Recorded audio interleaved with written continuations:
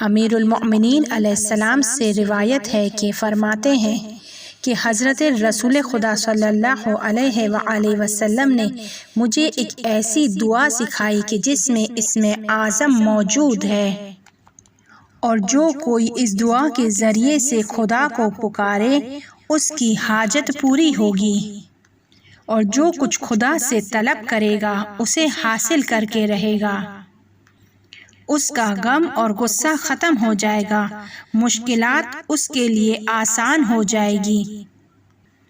اگر کوئی فقیر ہو اور اس دعا کو پڑھے تو غنی ہو جائے گا۔ اگر کوئی قرض میں ڈوبا ہوا ہے تو اس دعا کے ذریعے اس کا قرض ادا ہو جائے گا۔ اگر کسی کو بری نظر لگی ہوئی ہے تو اس دعا کے ذریعے سے وہ بری نظر ختم ہو جائے گی۔ اس دعا کے پڑھنے والے کے گناہ معاف ہوں گے۔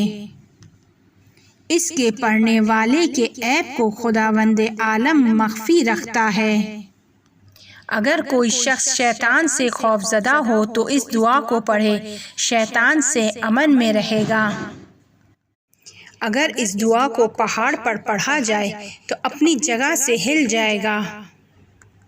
اگر اس دعا کو مردے پر پڑھا جائے تو وہ زندہ ہو جائے گا۔ اگر پانی پر پڑھا جائے تو بغیر ڈوبے پانی پر چل سکتا ہے۔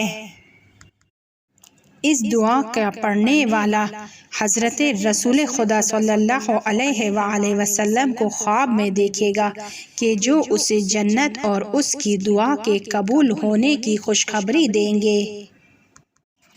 دعائے شاب کے جسے دعائے مشلول بھی کہا جاتا ہے، مفاتیح الجناں میں بھی اس کا ذکر موجود ہے کہ جسے وہاں محاج الدعوات اور بلد الامین سے نقل کیا گیا ہے۔ اس دعا کو امام حسین علیہ السلام امیر المؤمنین علیہ السلام سے نقل کرتے ہیں کہ انہوں نے ایک جوان کو کہ جس نے اپنے والد کے ساتھ بہت زیادہ ظلم کیا اور خود کو ستم میں مبتلا کر دیا تھا، اس گناہ کی وجہ سے اس جوان کا جسم شل ہو گیا تھا، اس لیے اس دعا کو دعائے مشلول کہتے ہیں، یعنی کسی کے بدن کا کچھ حصہ شل ہے یعنی بے حس ہو گیا ہے۔